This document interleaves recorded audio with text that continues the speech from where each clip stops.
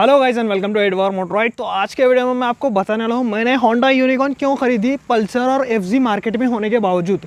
तो guys video में बने रहें, चैनल को सब्सक्राइब करो, बेल नोटिफिकेशन के ऑल ऑप्शन को क्लिक करो। तो चलिए वीडियो स्टार्ट करते हैं।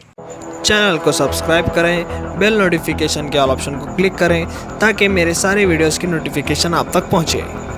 पल्सर 150 और एफजीएस वर्जन 3 मार्केट में होने के बावजूद मैंने यूनिकॉर्न क्यों खरीदा। सबसे पहला रीज़न था इसका लुक। घर वालों को ज़्यादा स्पोर्ट्स बाइक पसंद नहीं आती, ये कम्यूटर टाइप लगती है।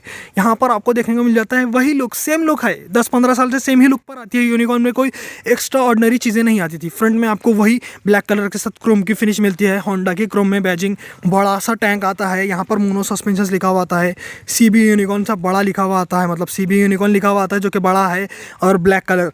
सबसे पहली चीज़ तो इनको ब्लैक कलर बहुत ज़्यादा पसंद आया घर वालों को मेरे, क्योंकि यहाँ पर ज़्यादा कुछ फंकी डिज़ाइन नहीं था जो कि आजकल छपरी लोग करा रहे हैं।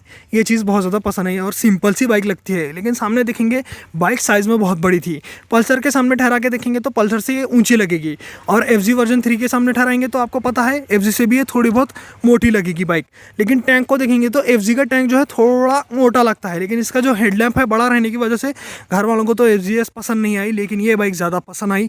और मुझे भी इस बाइक से कोई शिकायत नहीं थी, क्योंकि यूनिकॉर्न जो है थोड़ी कम्यूटर साइड है, लेकिन बाइक दिखती बहुत बड़ी है और रोड प्रेजेंस अच्छा रखती है, इसलिए यूनिकॉर्न के लिए मैं भी मान गया। फर्स्ट रीज़न था इसका लुक। दूसरा रीज़न था कंफर्ट लेवल। यहाँ पर वन साइड लेडीज़ बैठ सकती है या नहीं वो भी चेक किया गया लेने से पहले। यहाँ पर आपको साड़ी गार्ड मिलता है, और इसकी जो सीट है बहुत ही लंबी आती है और साथ ही साथ चौड़ी भी है। तो यहाँ पर फैमिली के लिए बाइक बहुत ज़्यादा परफेक्ट बैठ रही थी, क्योंकि कंफर्ट लेवल देख ही सकते हैं सीट कितनी ज़्यादा वाइड आती है, साथ ही साथ कुशनी है, हमको अच्छा खासा कंफर्ट लेवल देती है। इसलिए हमने सोचा कि कंफर्ट लेवल भी परफेक्ट लग रहा है इस बाइक का। कभी लॉन्ग राइड्स भी जाना हो तो प्रॉब्लम नहीं आ सकती इस बाइक के ऊपर। तो कंफर्ट लेवल भी बहुत बड़ा एक्स फैक्टर होता है बाइक को ख़रीदने का। तो यहाँ पर यूनिकॉर्न पल्सर और FG वर्जन 3 के सामने ज़्यादा कंफर्टेबल लगने लगी, और साथ ही साथ आपको लंबी सीट मिलती है, ये तो मैंने बताया। प्रॉपर ग्रैब हैंडल मिल जाते हैं आपको यहाँ पर, और इसका सस्पेंशन सेटअप भी बहुत ज़्यादा मदद करता है कंफर्ट लेवल को बढ़ाने में। रियर में मोनोशॉक आता है। इस बाइक के मोनोशॉक की ट्यूनिंग बहुत परफेक्ट है सिटी या फिर हाईवे के हिसाब से। मीडियम ट्यून है, ज़्यादा थकाता नहीं, और आपको अभी उल्टा मदद करता है कि आप कंफर्टेबल रहें इस बाइक को चलाते समय। तो यहाँ पर दूसरा पॉजिटिव पॉइंट बन गया इसका कंफर्ट लेवल। तीसरा पॉजिटिव पॉइंट था ABS। हालांकि ABS इसके कंपटीशन में भी आता था।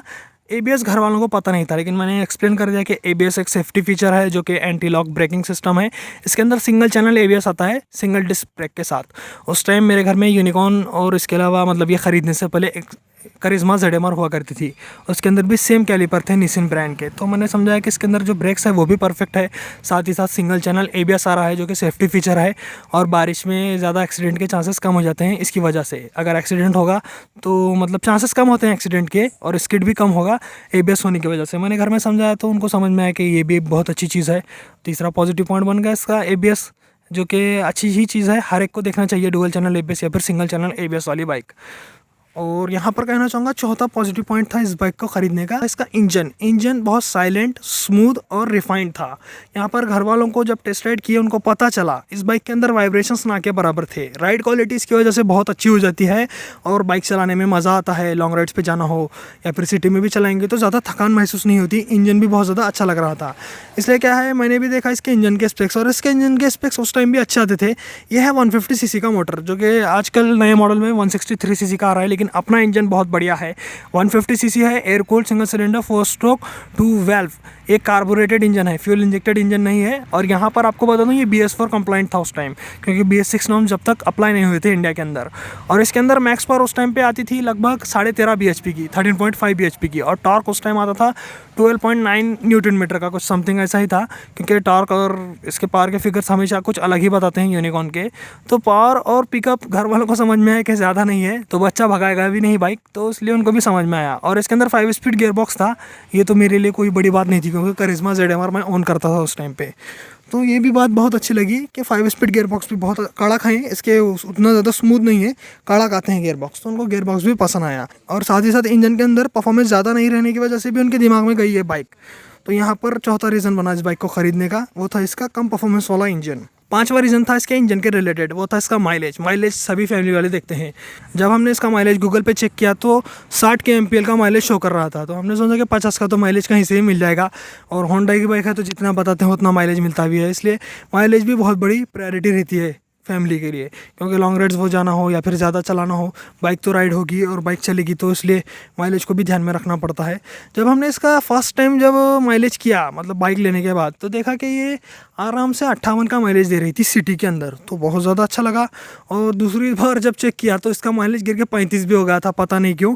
फिर उसके बाद हमने सर्विस की, फिर चेकआउट किया, मतलब उसके जो रहते हैं ना पार्ट्स, उसके अंदर सेटिंग की, मतलब कार्बोरेटर में सेटिंग करवाई, तो फिर उसका माइलेज बढ़ के 55 से 60 का हो गया। तो यहाँ पर माइलेज बहुत बड़ा एक्स फैक्टर बनता है बाइक को ख़रीदने का, इसलिए हमने देखा कि माइलेज भी बहुत बड़ा पॉजिटिव पॉइंट है होंडा यूनिकॉर्न का। अगला रीज़न था यूनिकॉर्न खरीदने का, इसकी प्राइस 1,05,000 ये ऑन रोड पड़ती थी। एक्सट्रीम लेने जाएंगे तो एक्सट्रीम 1,10,000 थी उस टाइम पे, और पल्सर 150 भी 1,10,000 के करीब आती थी। FGS तो 1,15,000 ऑन रोड पड़ती थी ये बाइक, लेकिन सस्ते में हमें बहुत अच्छी खासी वैल्यू फॉर मनी प्रोडक्ट लग रही थी, क्योंकि इंजन बहुत अच्छा है और टैंक कैपेसिटी भी अच्छी है, कंफर्ट लेवल भी अच्छा है, होंडा की बाइक है तो टिकाऊ रहेगी, ये सब चीज़ें हमने देख रखी थी। तो मुझे लगा ये कम प्राइस में ये बाइक बहुत ज़्यादा फ़ायदेमंद रहेगी, इसलिए ये भी एक बहुत बड़ा पॉजिटिव पॉइंट बन गया। जब हमने इसका टेस्ट राइड रिव्यू लिया, मतलब फर्स्ट टाइम जब मैंने इसको चलाया शोरूम से बाइक लेकर, तो टेस्ट राइड में मेरा तो इंप्रेशन बहुत अच्छा था। यहाँ पर मुझे कोई शिकायत नहीं लगी बाइक से, कंफर्ट लेवल टॉप नॉच, सब चीज़ें अच्छी लग रही थी। लेकिन एक चीज़ की बहुत बड़ी कमी थी यूनिकॉर्न के अंदर, वो थे फीचर्स। LED हेडलाइट नहीं है इसके अंदर, LED टेल लाइट नहीं है, चलो ये फिर भी बर्दाश्त कर लेंगे।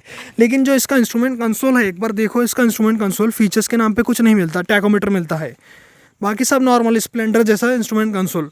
एनालॉग है, मुझे तो उतना ज़्यादा पसंद नहीं, सेमी डिजिटल तो होना चाहिए था, इतनी मेरी एक शिकायत थी। बाकी घर वालों को इससे मतलब ही नहीं था, उनको टैकोमीटर भी क्या है वो भी नहीं पता। लेकिन क्या है, माइलेज और बिल्ड क्वालिटी ये सब दूसरी चीज़ों को देखते हुए हम उस पर ध्यान ही नहीं दिए, और हमने ये ख़रीद ली बाइक 1,05,000 रुपये के ऑन रोड प्राइस पर। अब ये बाइक 4 साल हो चुके हैं ख़रीद कर, मुझे क्या क्या पॉजिटिव और नेगेटिव पॉइंट्स लगे बता दो। सबसे पहली चीज़, मैंने पॉजिटिव पॉइंट आपको पूरे के पूरे बता दिए, नेगेटिव पॉइंट्स की तरफ चलते हैं। यहाँ पर बाइक के अंदर हेडलाइट का इल्यूमिनेशन बहुत ही बेकार मिलता था। मैंने LED हेडलाइट इंस्टॉल करा दी इसके अंदर, आफ्टर मार्केट LED हेडलाइट, अब मुझे वो तो प्रॉब्लम आती नहीं।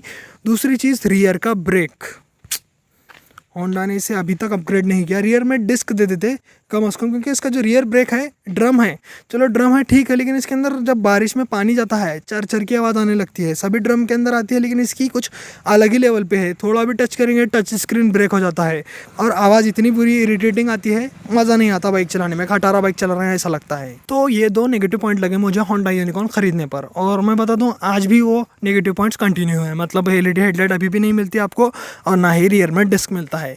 लेकिन ये बाइक अब भी बेस्ट है 150 से 160 सीसी कैटेगरी के अंदर, क्योंकि माइलेज सबसे अच्छा निकालती है, बहुत ज़्यादा स्मूथ रहती है, लॉन्ग राइड्स के लिए परफेक्ट बाइक है। न्यू मॉडल में आपको बता दूं गियर स्टकिंग की प्रॉब्लम चल रही है, उसका सोल्यूशन भी मैंने अलग से वीडियो में बताया है, आप चैनल पर चेकआउट कर सकते हैं वो वीडियो।